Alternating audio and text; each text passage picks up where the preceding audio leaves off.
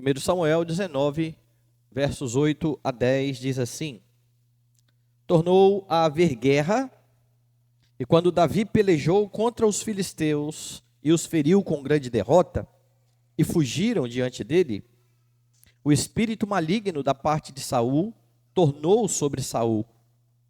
Estava este assentado em sua casa e tinha na mão a sua lança, enquanto Davi dedilhava o seu instrumento músico. Procurou Saul encravar a Davi na parede, porém ele se desviou do seu golpe, indo a lança ferir a parede. Então fugiu Davi e escapou. Vamos orar. Bendito e eterno Senhor, queremos, Pai, na manhã deste dia do Senhor, exaltar a Tua majestade. Tu és o Deus maravilhoso, bondoso, que salvou as nossas vidas. Tu és o Deus que tem santificado a Tua igreja por meio da lavagem de água pela palavra.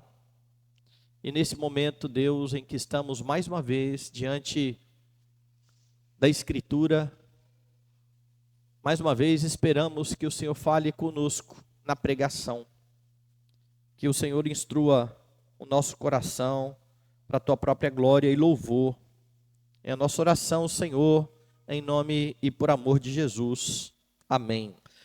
Meus irmãos, no contexto anterior ao texto que lemos, Saul anunciou a Jonatas, seu filho, e também aos seus servos, o seu plano de tirar a vida de Davi. Possivelmente Saul estava contando com a ajuda de Jonatas, já que Jonatas era o herdeiro direto do trono. Entretanto, você percebeu que Jonatas demonstrou total lealdade, total amor ao ungido do Senhor, colocando Davi em primeiro lugar. A despeito da sua relação familiar com seu pai, a despeito da herança que ele tinha, como o único herdeiro do trono, ou primeiro herdeiro do trono, ele falou bem de Davi ao seu pai, repreendendo o pecado de Saul, com isso arriscando a própria vida. Jonatas não colocou Saul em primazia somente em relação ao seu pai, mas também em relação ao trono que ele herdaria, em relação à própria vida. Com isso, Saul, chamando aqui o Senhor por testemunha, afirmou diante de Jonatas que não iria mais tirar a vida de Davi. Você tem isso aí no versículo 6, veja aí. Saul atendeu a voz de Jonatas e jurou: tão certo como vive o Senhor, ele não morrerá. Dessa forma, então, Davi saiu do esconderijo de onde ele estava, porque lembre, Jonatas disse: olha, se esconda, meu pai está querendo tirar a sua vida, e depois que eu falar com meu pai, eu peço para você vir de volta. E é isso que então vai acontecer. Davi sai do seu esconderijo e volta então a servir diante do rei. Verso 7. Jonatas chamou Davi, contou-lhe todas estas palavras e o levou a Saul. E esteve Davi perante este como dantes. Os versículos que eu li nesta manhã mostram que Davi continua sob perigo. Você sabe porque Jesus afirmou isso, que você teria dificuldades nesse mundo. 2 ou 3 sermões atrás, foi esse o tema do sermão. Como é que você vive num mundo que odeia você e o seu Salvador? E aqui a história parece se repetir. Você vai ver mais uma vez o mesmo padrão daquilo que você viu nos sermões, ou 3 sermões atrás. Jesus foi bem claro ao afirmar que o mundo odiaria os crentes e que você passaria por aflições nesse mundo. Você precisa viver como cristão num ambiente assim, hostil a você. Como é que você faz isso? Esse texto continua a ensinar essa mesma verdade. E algo que nós precisamos aprender é que quando a Escritura enfatiza bastante algum tipo de assunto, é porque nós devemos dar a devida atenção a isso. Talvez você olhe e diga assim: poxa, Parece que é a mesma coisa que está sendo dito lá atrás, e é praticamente a mesma coisa. Há uma ênfase aqui em como Davi está se portando diante dos seus inimigos.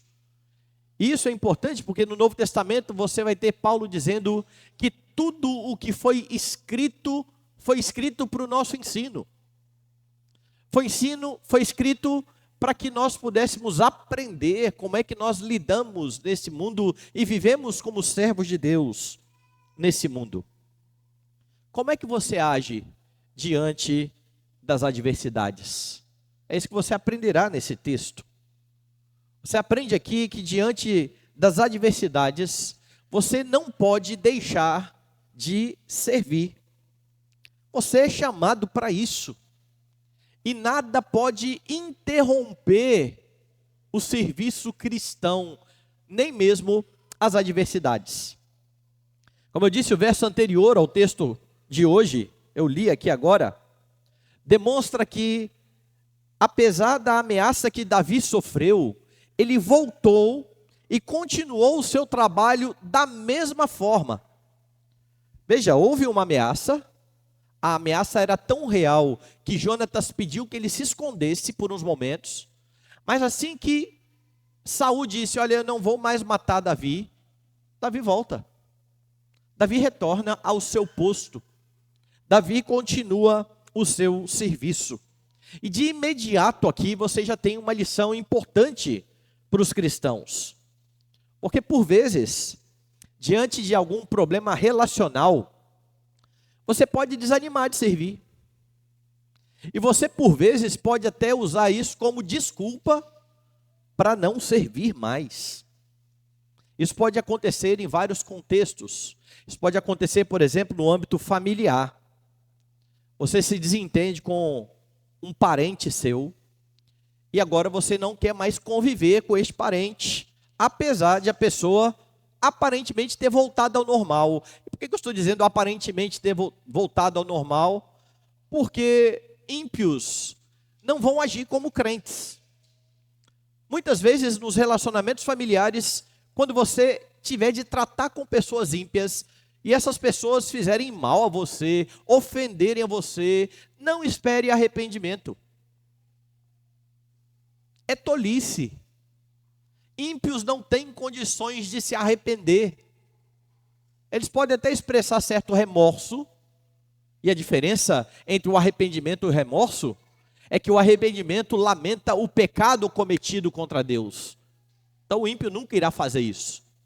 O remorso lamenta a consequência do pecado, e talvez algum parente seu lamente isso. Poxa, falar desse jeito foi ruim, porque agora eu estou tendo que conviver longe do meu filho, ele não está querendo muito falar comigo. Ele não está arrependido do pecado, ele está arrependido da consequência do pecado. E muitas vezes ele não vai nem querer pedir perdão, mas se as coisas estão mais assentadas, conviva. Dê testemunho, ame, sirva. Você é servo de Deus. É você quem vai fazer diferença nesta relação. Isso pode acontecer no seu ambiente de trabalho. Acontece algum problema e você já quer fugir daquele lugar, não quer mais estar naquele ambiente, você fala, eu vou arrumar outro emprego. E isso depois de ter orado bastante pelo emprego que você está hoje. Talvez você estivesse desempregado, pedido a Deus uma oportunidade de trabalho para sustentar sua família. Deus deu essa oportunidade, mas você convive com ímpios. Você convive, às vezes, até com crentes que também pecam. E diante da adversidade, muitos desistem e falam assim, vou sair desse trabalho. Não saia. Permaneça. Faça a diferença. Não pague o mal com o mal. Sirva. Davi está aqui servindo. Isso pode acontecer na igreja, meus irmãos. Por causa da queda, nós iremos pecar uns contra os outros. Nós iremos ofender, às vezes, uns aos outros. Mas parece que há crentes que não entendem que a igreja não é um lugar de pessoas perfeitas. É um lugar de pessoas que foram resgatadas pelo Senhor e que estão sendo transformadas até aquele dia em que todos seremos apresentados como igreja gloriosa, sem mácula e nem ruga. Até esse dia, não se assuste com irmãos pecando contra você e não se iluda, você também pecará contra os irmãos. Mas por vezes, diante de um quadro assim, os crentes mudam de igreja. Há crentes que não aceitam sequer o pedido de perdão dos seus irmãos. Eles não acreditam no arrependimento. Eles deixam de frequentar aquele grupo e vão partir para outra igreja. E crentes assim não irão parar em igreja alguma. Porque até onde eu conheço, não há igrejas onde não há pecado. O tipo de crente pode mudar, o tipo de pecado pode mudar, mas haverá pecado. No mundo haverá diversidades, adversidades, mas você precisa continuar servindo. E para servir, é imperativo que você conviva. Como é que você serve estando longe? Como é que você serve partindo para outro local? Note aqui que Davi, ele não teve apenas uma desavença com Saul. Havia uma ameaça real de morte. Mas diante da palavra do rei de que não mais o mataria, ele volta, continua a servir. Dê uma olhada no verso 8. Tornou a haver guerra, e quando Davi pelejou contra os filisteus e os feriu com grande derrota, e fugiram diante dele. Veja, Davi volta, assume o exército, vai à guerra e é vitorioso. Mas pense então aqui na ironia. Saul, o rei, está sendo beneficiado aqui pelo bom conselho do filho. Porque o filho falou: olha, Davi não fez nada contra o Senhor. Davi está servindo ao reino. Não peque contra Davi. E Saul falou: está tudo bem. Deixa ele voltar. Davi volta. O exército vai para a guerra e vence. E quem é beneficiado? O rei. O rei está sendo beneficiado. Davi está sendo muito bem sucedido no seu trabalho. Deus é com ele. E é Davi ser bem sucedido que leva Saul novamente a ter ciúmes dele. Percebe a ironia? Você às vezes servirá e deve continuar a servir, e por vezes este teu serviço pode colocar você em maus lençóis. É isso que está ocorrendo aqui no texto. Porque quando Saul toma notícia novamente da vitória de Davi, o espírito novamente vem sobre ele, o espírito maligno da parte do Senhor. E Davi continuou servindo, tangendo a sua harpa diante do rei. Veja o verso 9. O espírito maligno da parte do Senhor tornou sobre Saul. Estava este assentado em sua casa e tinha na mão a sua lança, enquanto Davi dedilhava o seu instrumento músico. Veja a sequência. O narrador está de fato ligando uma coisa a outra, dizendo: olha, Davi foi vitorioso, os inimigos fugiram diante dele e o espírito maligno veio sobre Saul. Está vendo como o fato do espírito estar sobre ele está ligado diretamente ao sucesso de Davi? E Davi continua a tocar ali a sua harpa. Davi, o futuro rei, o ungido do Senhor, o grande vencedor das batalhas. Serve de forma humilde ao rei, tocando harpa para acalmar o rei.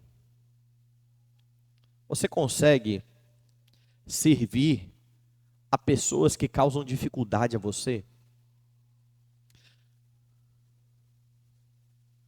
Conviver já é difícil muitas vezes. Imagine servir. Servir de forma humilde. Não é fácil, meus irmãos. Por conta do pecado, tudo isso será sempre muito complicado. É por isso que, para cumprir a ordem bíblica de servir até mesmo aos seus inimigos, você precisa estar cheio do Espírito de Deus. Você não faz isso sozinho. Você não faz isso por suas próprias forças. Se você não se apegar ao seu Salvador e frutificar o fruto do Espírito, não há condições de viver dessa maneira. Você precisa confiar que Deus soberanamente está conduzindo a sua história e que é isso que Ele tem para você neste momento. Davi parece de fato compreender o controle soberano do Senhor sobre todas as coisas. Talvez se fosse outro aqui no lugar de Davi, poderia ter já se revoltado dizendo: eu sou o rei. Ou pelo menos já está prometido que eu sou o rei. Esse negócio de tocar harpa não é para mim não. Você trabalha para rei, tocar harpa? Ainda para acalmar um outro rei que vai ser deposto, colocado para fora. Mas Davi, ele não se arroga disso. Ele não tem orgulho. Ele não acha que tocar harpa é um trabalho muito simples ou humilhante para alguém que será o rei. Davi está aqui acatando as circunstâncias que Deus deu a ele.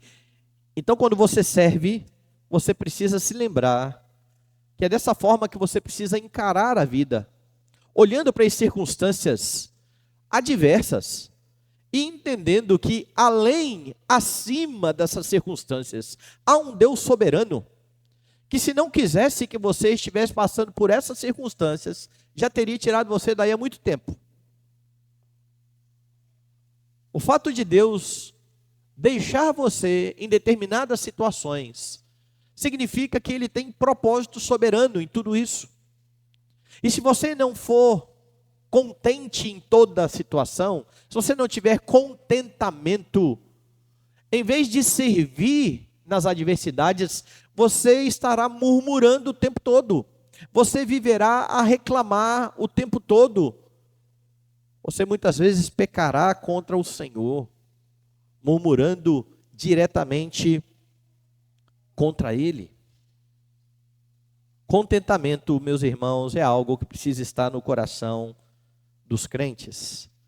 Talvez alguém fale assim: pastor, tudo bem, estou lendo aqui a história de Davi, muito bonito isso que Davi fez, mas eu não sei se eu consigo agir assim, não. E a notícia que eu trago para você então nessa manhã é que Davi não é o seu modelo. O seu modelo é Cristo Jesus. E se você não consegue se imaginar como Davi, imagine o que fez o seu Senhor Jesus Cristo.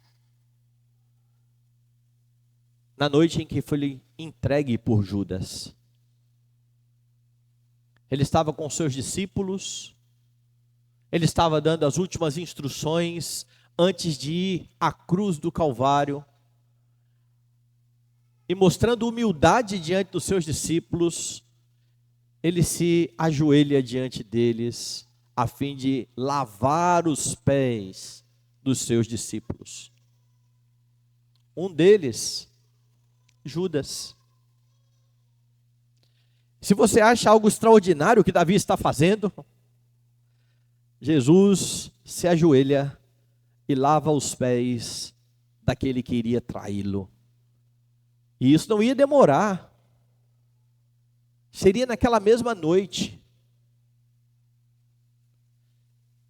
Você consegue ou conseguiria servir alguém, sabendo que essa pessoa daqui a 2, 3 horas vai fazer mal a você? Como é que você se portaria diante de alguém assim, se você tivesse a capacidade de saber o que irá acontecer?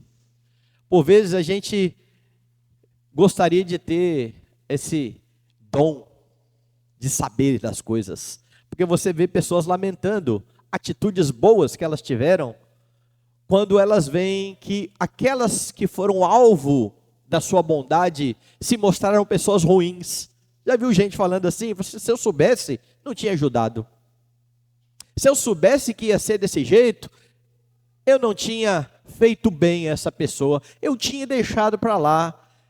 E essa expressão só indica uma coisa: você não serve por amor ao outro e por amor a Deus, você serve por amor a você. Porque se você está disposto a não ajudar, se soubesse que a pessoa faria mal a você, você está indo na contramão de tudo o que a Bíblia está ensinando a você. Mas Jesus sabe, e naquela mesma noite, Jesus ordena a Judas: o que você tem para fazer, faze-o depressa. É quando ele se levanta e vai trair Jesus. Momentos antes, Jesus estava de joelhos, lavando os pés do traidor. A beleza da fé cristã, meus irmãos, está no fato de você saber que, unido a Cristo, você é capaz de servir até mesmo aqueles que prejudicam a você. Porque as suas atitudes não irão depender do que as pessoas fazem ou não por você. As suas atitudes irão depender apenas da sua união com Cristo, da sua comunhão com Ele, do seu desejo de honrar o seu Salvador, do seu desejo de imitá-lo em sua humildade. Você não serve pensando nos resultados, você não serve pensando que as pessoas irão retribuir, você serve por amor, e o amor bíblico é sempre para fora de você, é a Deus, é ao próximo. Mais do que a Davi, você imita Cristo no serviço ao próximo. Mas há mais no texto. O texto mostra que diante das adversidades, você também precisa evitar riscos desnecessários. Você fala: pastor, é para servir ou não é para servir? Perceba o que o texto está mostrando. Tem muita gente que acha dentro da igreja que servir em meio às adversidades é sempre um convite ao martírio. E é interessante como os crentes vão de 8 a 80. Enquanto um monte de gente corre do martírio, um monte de gente na história da igreja correu para ser martirizado. Sobretudo num tempo em que os mártires começaram a ser bem vistos da igreja. As pessoas olhavam e falavam na igreja: fulano de tal morreu por Cristo. E começavam a admirar aquela pessoa. Daqui a pouco tinha um monte de Cristo correndo atrás de ser morto pela fé para também ser admirado. Isso é terrível. A Bíblia não ordena você fazer isso, mas o martírio dentro da fé cristã é uma realidade. Você não pode ignorar que muitos sofrerão pela fé.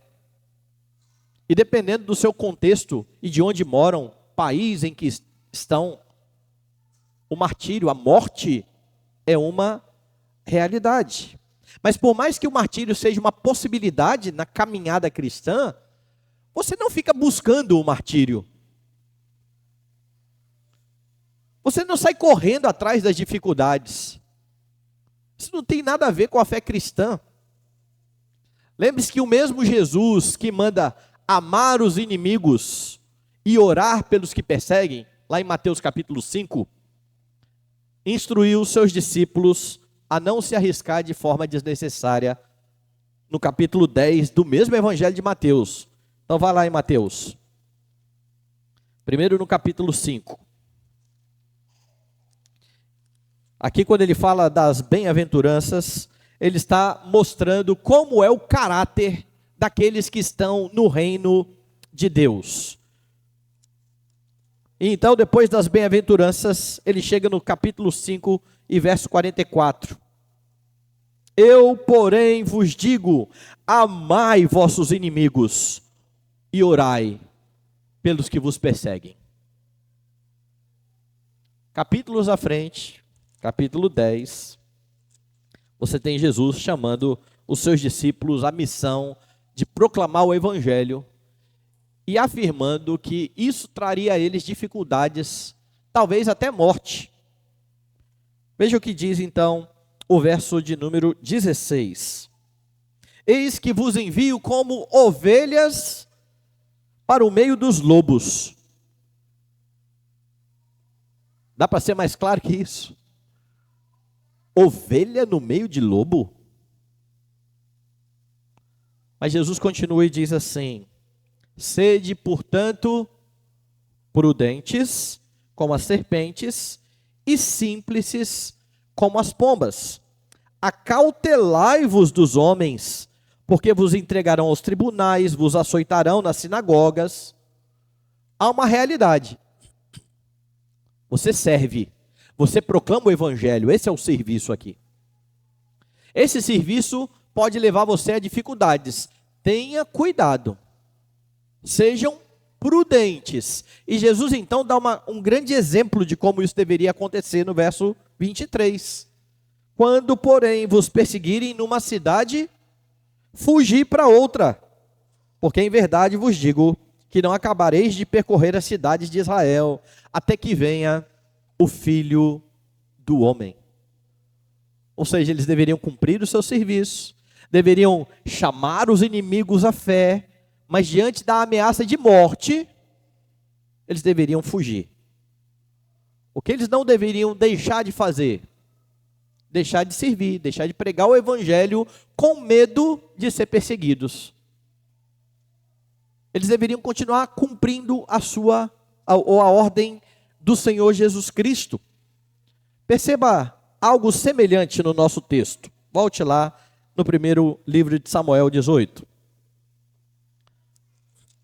Verso 9, o espírito maligno tornou sobre Saul. Estava este assentado em sua casa, tinha na mão a sua lança, enquanto Davi dedilhava o seu instrumento músico.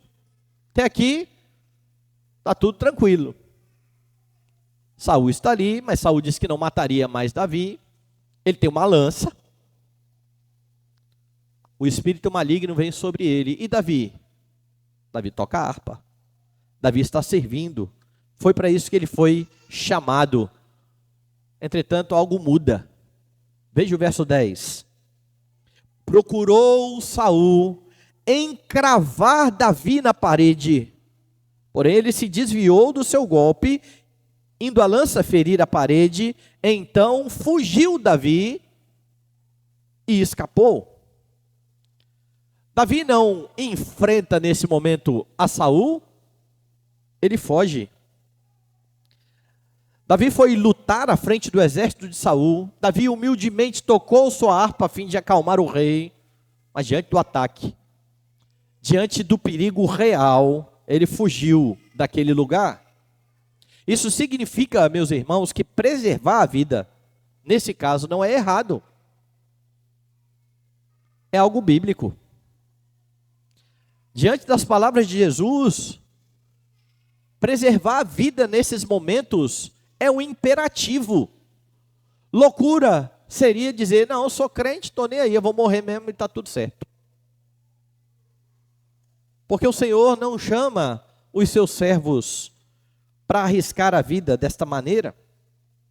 Lembre-se que o próprio Jesus não se expôs a riscos desnecessários. Dê uma olhada no Evangelho de Lucas. E eu acho bastante interessante a forma como os evangelistas retratam alguns momentos da vida do Senhor Jesus Cristo. Lucas capítulo 4, veja o verso de número 21. e 8.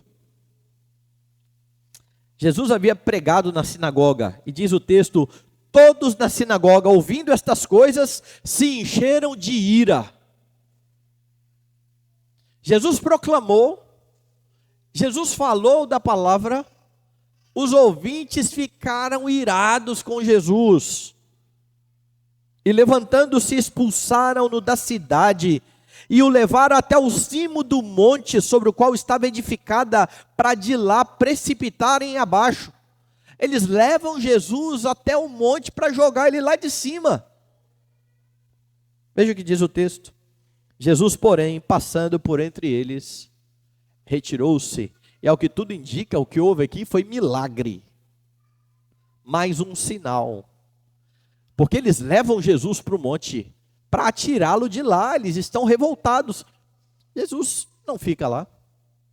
Jesus se retira. Eu estou falando de alguém que tem todo o poder para acabar com isso num estalar de dedo. Ele se vai. Mas vai lá no Evangelho conforme João, capítulo 7. Esse não foi o único momento em que algo assim aconteceu. Aqui em João 7, você tem uma conversa dos irmãos de Jesus com ele. No verso 8, depois de que os irmãos falaram: você tem que subir para a festa. Se você faz esses milagres, você tem que fazer esses milagres em público para as pessoas acreditarem em você. Jesus sabia da ordem para que ele fosse preso quando chegasse ao templo. Então ele diz assim: subi vós outros à festa. Eu, por enquanto, não subo, porque o meu tempo ainda não está cumprido. Tempo de quê? De morrer. Chegou a hora de eu morrer ainda. Não chegou a hora de eu ser entregue ainda. Então não vou agora. Disse-lhe Jesus estas coisas, continuou na Galileia. Mas depois que os seus irmãos subiram para a festa, então subiu ele também, não publicamente, mas em oculto. Agora perceba algo interessante aqui. Se Jesus sabia que ir à festa iria expor a vida dele ao perigo de morte ou de ser preso, se ele falou para os irmãos: podem subir vocês, eu não vou subir, não chegou o meu tempo ainda, por que depois que os irmãos saíram e foram, Jesus foi secretamente, em oculto? Porque havia uma obrigação para todo judeu. Todo judeu precisa estar na festa. Não há opção. E Jesus cumpriu toda a lei. Mas ele não vai lá cumprir a lei se expondo de forma desnecessária. Ele vai em oculto. É só no meio da festa que as pessoas vão dar conta de que Jesus está ali. Porque ele vai se sentar no templo e vai começar a ensinar. Mas você percebe aqui o padrão? Jesus não sai se arriscando de qualquer forma. Ao mesmo tempo, ele não deixa de fazer o que ele foi chamado para fazer: proclamar a palavra de Deus. Vá no capítulo 8, verso de número 59. Então pegaram em pedras para atirarem nele, mas Jesus se ocultou e saiu do templo. Aqui é o contexto em que Jesus fala de forma muito enfática, dizendo: vocês são do diabo, que é pai de vocês. Os homens ficam irados com Jesus. Eles pegam em pedras e Jesus vai embora. Não é chegado ainda o tempo de Jesus. Vai no capítulo 10. Dê uma olhada no verso 39. Nesse ponto, procuravam outra vez prendê-lo, mas ele se livrou das suas mãos.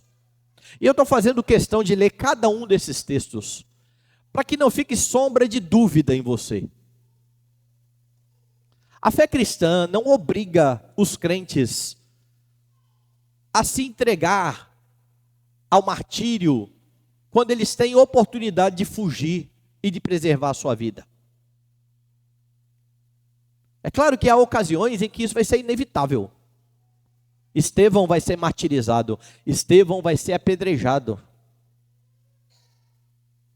Você tem outros homens na história da igreja que passaram por isso. Sadraque, Mesaque e Abidnego estavam prontos para isso. Foram lançados na fornalha. E só não foram martirizados porque o Senhor não quis. Mas você não procura por isso. No caso de Sadraque, Mesaque e Abidnego, para se livrar, eles teriam que se dobrar diante de uma imagem. Isso é pecado. Não havia o que fazer.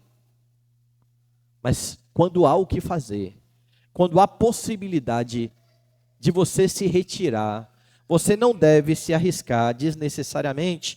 E há muitos que entendem apenas de forma parcial os mandamentos do Senhor. E por causa disso, equivocadamente entendem e acabam ensinando os crentes a correr riscos que eles não precisam correr. Porque todo ensino tem consequência. E se alguém entende pela metade o ensino, e agora fala, não, de qualquer forma você tem que se manter ali, tem que ficar ali, você está fazendo a pessoa sofrer um dano ou um risco que o próprio Jesus não ordenou. Então, se ao mesmo tempo, diante das adversidades, você precisa continuar servindo, você não pode usar a adversidade como desculpa para a sua negligência, você também não deve se arriscar de forma desnecessária. No caso da perseguição, não há pecado algum em fugir, em procurar um lugar de abrigo, mas nós podemos pensar em algo mais factível para nós aqui, porque ainda para nós, a perseguição a fim de tirar a vida não é uma realidade, ainda. Mas há outros momentos em que você também não precisa ficar aí se arriscando de forma desnecessária. Por exemplo, uma coisa é você continuar servindo aos seus familiares, aos irmãos da igreja, aos amigos de trabalho que erraram contra você, mas que não mantêm mais esse comportamento. Eles fizeram algo, acabou aquilo ali e agora eles não estão mais fazendo.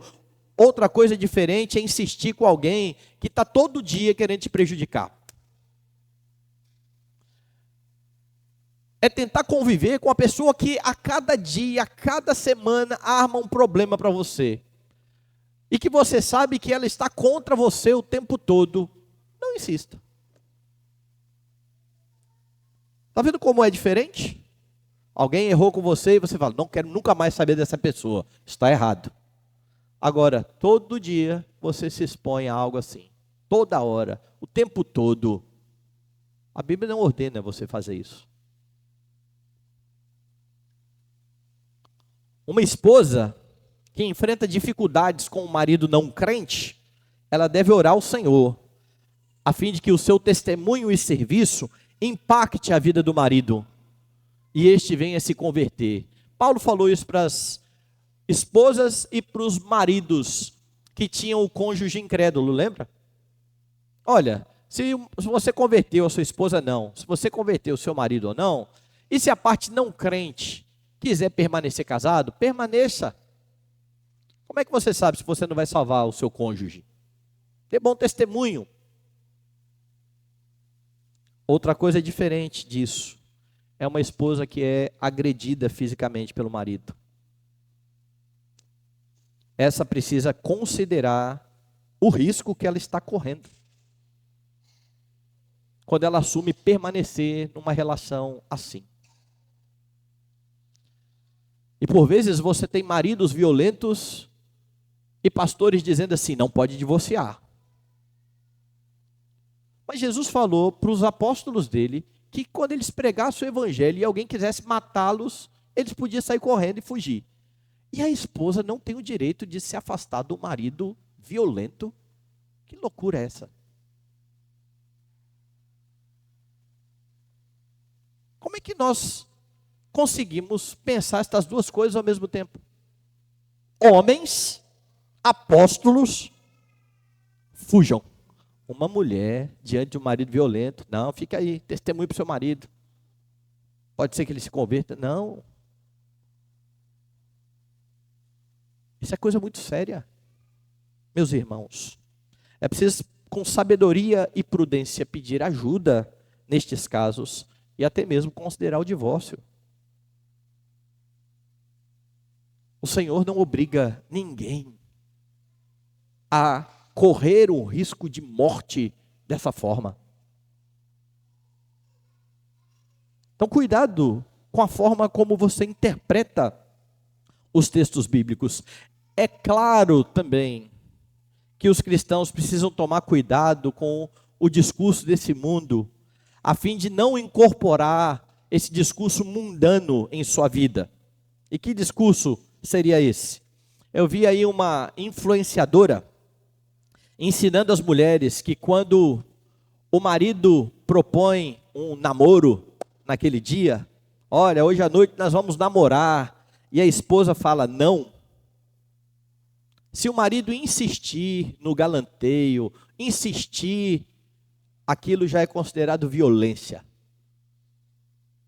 Porque quando a mulher diz não, é não. Não tem uma campanha assim? Não é não. E eu até entendo o que está por trás da campanha. A mulher está aí em algum local, lá num bar, em algum lugar, um homem se aproxima e faz uma graça, ela fala não. Pronto, vai embora, meu amigo. Isso tem nada a ver com casamento. Quer dizer que o marido pode se falar para a mulher, olha, hoje à noite vamos namorar, e a mulher falar não, ele não tem que tentar mais nada. Nem levar uma florzinha, nem comprar um chocolate. Que negócio doido é esse? Não é não. Isso é discurso do cão. E isso vai acabar com muitos casamentos, porque tem crentes pensando dessa forma. E aqui eu não estou falando de maridos crentes que fazem errado e forçam as suas mulheres e coagem as suas mulheres. Isso é pecado. Não estou falando disso. Eu estou falando de maridos que estão tentando conquistar as suas mulheres. Mas que a influenciadora falou, não, isso é errado e isso já é abuso. Não, isso não é abuso não. Abuso é outra coisa.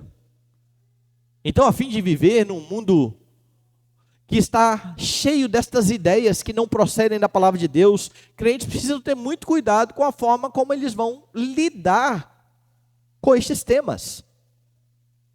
Agora lembre, nem Jesus assumiu riscos desnecessários.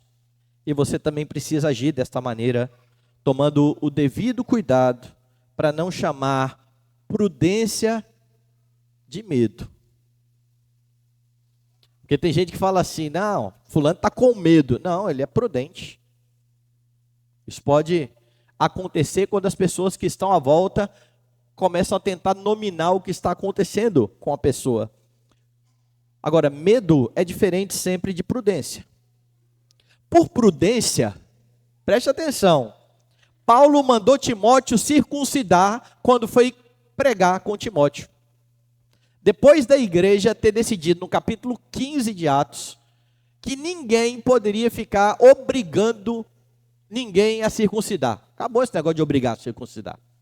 No capítulo seguinte, Paulo toma Timóteo e fala assim, nós vamos lá pregar para os judeus, você podia circuncidar, não podia? Você acha que Paulo tinha medo? Meus irmãos, foi Paulo que provocou o concílio.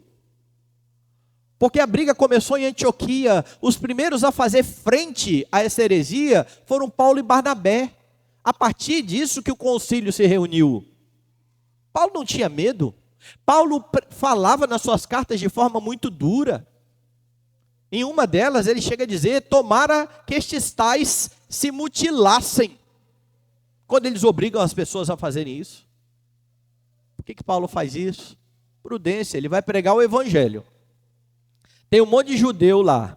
Timóteo é filho de uma judia com pai grego. Qual vai ser a primeira conversa? E esse judeuzinho aí, ele é circuncidado ou não? Não. Por quê? Porque não precisa mais circuncidar. Paulo está evitando tudo isso. Circuncide. Não tem mais problema com isso? Vamos pregar o evangelho. É prudência. Não é medo. Então você precisa da sabedoria de Deus para agir com prudência e para não chamar o seu medo de prudência. Como eu já mencionei, Jesus afirmou que você teria aflições nesse mundo. E é por causa disso que você precisa saber como agir diante das adversidades. Você não pode deixar de servir. Então nunca use a desculpa da adversidade para sua negligência em cumprir o seu chamado cristão. Tem gente que não quer fazer as coisas, não quer conviver com as pessoas, na família, no trabalho, na igreja, e fala assim, não, é porque eu estou sendo perseguido, está muito difícil, eu vou me afastar. Não, não faça isso. Não é dessa forma. O Senhor Jesus Cristo, em meio a muitas adversidades, Ele serviu, tanto aos seus discípulos, quanto a inimigos. Imite o seu Senhor. Por outro lado, evite riscos desnecessários. Você precisa ser prudente, e eu volto a enfatizar. Há muita gente que confunde essas coisas, e em nome do destemor, agem como tolos. Deixa eu te falar da minha tolice. Eu fui entrevistado pelo presbitério, porque eu fui eleito na igreja. Antes de eu vir para a igreja, eu preciso passar pelo presbitério. O presbitério precisa dizer se eu vou ou não vir para a igreja. E isso é comum, e é normal, e é natural. E eu lá, no auge da minha besteira de juventude, chego no presbitério e eles me fazem uma pergunta. Qual é a sua forma litúrgica? Eu falei, a da confissão de fé. A pergunta está respondida. Eu não precisava falar mais nada a partir daí. Mas eu sou corajoso, eu sou reformado. Eu não tenho medo de nada. E eu falei assim, inclusive, eu acho que a resolução do Supremo Concílio, última que tomou agora, que fala para as igrejas não terem dança, está corretíssima. Ninguém me perguntou nada disso. Por que eu fui falar? Porque eu sou besta. Um dos que estavam me entrevistando falou, na minha igreja tem. É o presbitério que está me recebendo. O que eu tinha que fazer? Está na hora de brigar, eu nem sou do presbitério ainda, como é que eu vou brigar? Em vez de ficar quieto, eu falei, mas eu acho que o senhor está errado. E comecei a brigar e sair da reunião convicto de que eu não iria mais para a igreja. Para essa igreja aqui. Falei ao pastor na época, pastor, acho que o pessoal não vai me aceitar não. Mas eu saí de lá achando que eu tinha feito correto. Eu sou destemido, sabe? Eu sou presbiteriano, reformado. Quem não são eles. Qual é o problema disso tudo? O problema é que eu coloquei em risco uma eleição da igreja. O presbitério poderia muito bem ter dito, nós não queremos esse rapaz aqui. Pela graça de Deus, não foi isso que aconteceu. Eu precisava ter dito isso tudo? Não, eles me perguntaram, como é a sua liturgia? A da confissão de fé, está respondido e acabou. Não está na hora de comprar briga. Mas a tolice leva muitos a agir dessa maneira. Então não me imite, porque isso não é coragem, isso é tolice. Isso é bobeira. Por outro lado, não chame o seu medo de prudência. Cuide para evitar as duas coisas. Chamar tolice de coragem e chamar medo de prudência. Quando for a hora de brigar por algum assunto, brigue pelo assunto. No meu caso, no presbitério, por exemplo. Agora eu sou do presbitério. Agora, se tiver algum assunto para brigar, vamos brigar. Mas antes, que eu nem era daqui, que nem estava nada em pauta. Não confunda as duas coisas. Não faça isso. Mire-se no seu Salvador. Jesus, por várias vezes, meus irmãos, fugiu de onde estava. Não porque ele tinha medo, mas por uma razão muito óbvia. O meu tempo ainda não é chegado. Contudo, quando chegou o tempo determinado pelo Pai, a fim de Jesus servir o seu povo, sofrendo e morrendo no lugar deles, a fim de redimi-los, ele se entregou à morte. Não foi um risco desnecessário. Porque alguns podem olhar e falar assim: por que Jesus tem que fazer isso? Essa semana mesmo, eu vi um vídeo do ator, que como ator eu acho muito engraçado, por sinal, que é o Pedro Cardoso, mas ele inventa de falar sobre um monte de coisa que não entende. Então ele inventou de falar sobre Jesus, e ele disse assim: Jesus perdeu quando morreu. Se a gente pensar que a morte de Jesus salva a humanidade, ele diz, vamos sempre eleger um pai como o pai foi para Jesus, um pai que vai nos pedir a nossa vida. Jesus, ele fala, contribuiria muito mais vivo do que morto. E ele ainda disse, eu faço essa pergunta para um monte de religioso, ninguém consegue me responder. Na cabeça dele, na visão dele, foi tolice. Jesus tem entregue a sua vida.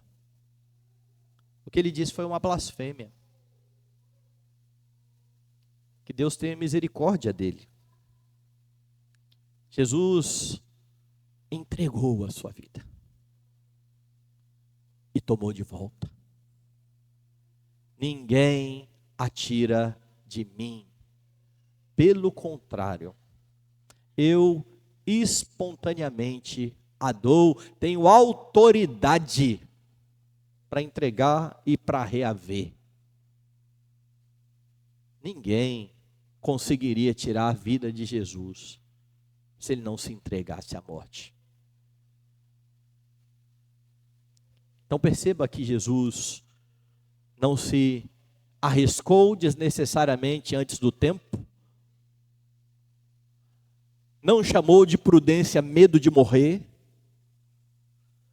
Quando chegou o momento da morte, ele se entrega conscientemente, porque ele sabe o serviço que ele precisa prestar ao seu povo.